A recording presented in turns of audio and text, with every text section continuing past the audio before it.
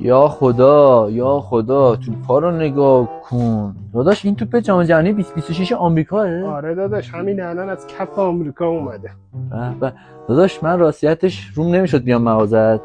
من سال دیگه میخوام برم آمریکا جام جهانی. این توپا رو رایگان به من میدی من برم اونجا حرکت نمایشی بزنم؟ داداش رایگان که چه عرض کنم، تو یه حرکت همینجا بزن اگه نمایشی کاری. خب اگه مردم خوششون اومد طارمی رو تگ میکنن، جواب تو داد رایگان ببر مال تو. جدی میدی؟ جدی میدم.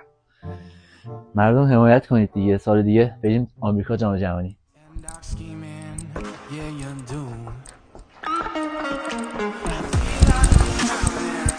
پشمو